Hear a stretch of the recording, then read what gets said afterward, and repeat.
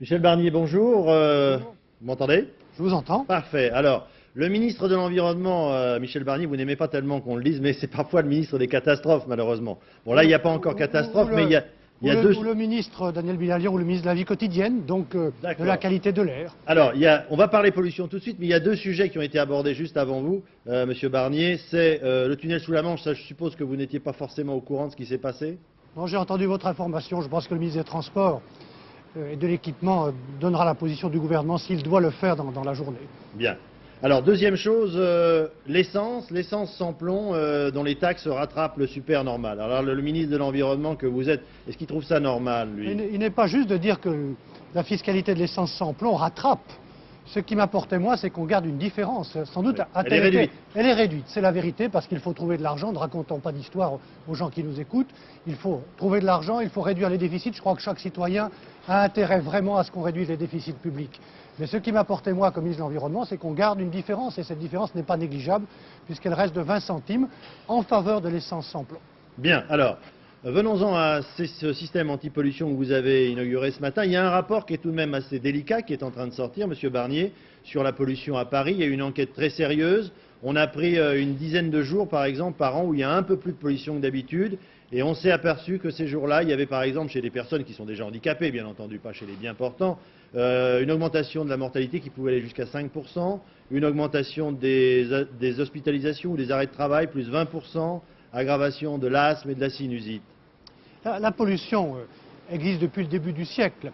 Autrefois, c'était davantage le chauffage et l'industrie. Maintenant, on le voit, ce sont les transports, notamment les voitures et les camions, qui sont à l'origine de cette pollution. L'enquête dont vous parlez a été faite par la région Île-de-France, dans un souci de vérité, entre 87 et 92. Et qu'est-ce qu'elle montre? Elle montre en effet qu'il y a un lien entre les pics de pollution, notamment l'été, et les soins apportés et les problèmes rencontrés dans la santé de certaines catégories de la population, les enfants, les personnes âgées ou les personnes fragiles.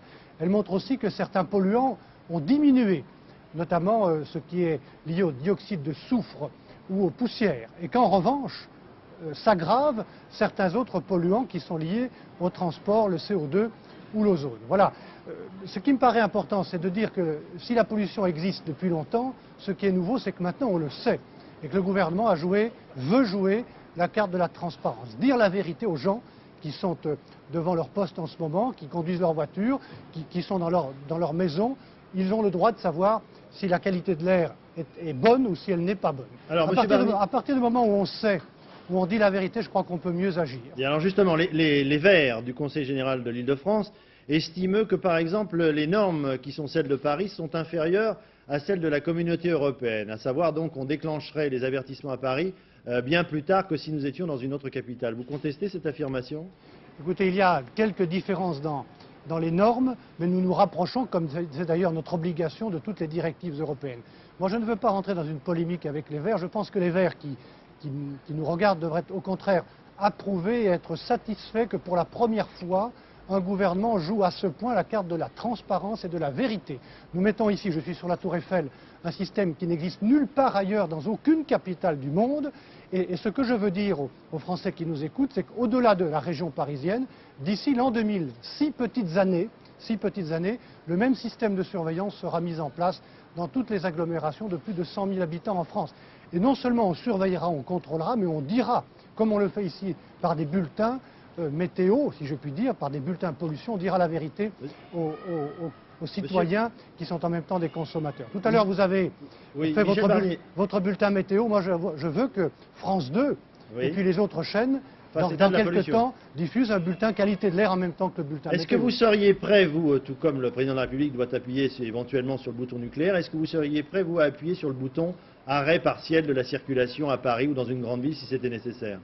Bien entendu. Si nous atteignons à plusieurs reprises le niveau 3 que vous indiquiez tout à l'heure, il faudra prendre des mesures, dire aux gens fragiles de rester chez eux et en même temps dire aux gens de ne pas prendre leur véhicule individuel. Mais au-delà de la réaction qu'on peut avoir dans l'urgence, moi je crois qu'il faut réduire à la source la pollution, c'est-à-dire avoir des véhicules mieux contrôlés, moins polluants, équipés systématiquement de pots catalytiques par exemple, et puis probablement, mais c'est plus difficile, il faut sans doute du courage, redistribuer autrement la circulation dans les villes, qu'il y ait moins de voitures dans les villes. Encore une chose, hier, dans le journal du dimanche, vous êtes attaqué à titre personnel assez violemment à l'heure d'été, en disant ça ne sert plus à rien, alors qu'on nous avait dit dans les années d'après 73 que c'était la panacée, qu'on allait économiser et gagner de l'argent dans cette affaire. Et est-ce que c'est toujours vrai ou est-ce que ça vous semble contestable? Ce n'est pas moi qui ai dit dans les années 73. Cette mesure a été prise pour des raisons liées au choc énergétique. Aujourd'hui, le bilan énergétique est très contestable, très ambigu. Et j'observe en plus, puisqu'on parle de pollution, que l'heure d'été fait que, paradoxalement, aux pointes de soleil, il y a les pointes de transport et donc il y a des phénomènes photochimiques qui aggravent la pollution. Donc pour le moins, le bilan de l'heure d'été est contestable. Et moi j'observe le comportement de mes propres enfants qui sont perturbés, des personnes âgées, de certaines professions. Donc je suis en effet à titre personnel opposé à ces changements d'horaire. Nous avons demandé et obtenu que la communauté européenne fasse une étude sérieuse, approfondie, et dans 3 ans, une décision définitive sera prise, je l'espère moi, pour la suppression de l'heure d'été. Il nous reste une petite minute, Monsieur Barnier. Je vais vous poser tout de même une question politique. J'en ai entendu parler beaucoup pendant ce week-end. On parle de candidature UDF, de candidature RPR. On n'est plus dans la candidature unique. Il y a toujours ceux qui voudraient qu'on fasse des primaires pour qu'il y ait cette candidature unique. Quelle est votre position, vous? Préférez quoi? Moi, j'ai toujours été favorable à la proposition de Charles Pasqua demandant qu'au sein de la majorité, et pour les autres partis aussi, il y ait des primaires pour choisir un seul candidat. Je souhaite en effet que nous soyons capables, cette fois-ci, parce que la France a beaucoup de défis à affronter, d'avoir un seul candidat à l'élection présidentielle. Mais c'est tout ce que je peux dire parce que le Premier ministre nous a demandé de nous occuper de nos ministères, de travailler et de ne pas nous mêler trop tôt de la campagne présidentielle. Merci, Monsieur le Ministre, d'être resté avec nous. Merci beaucoup.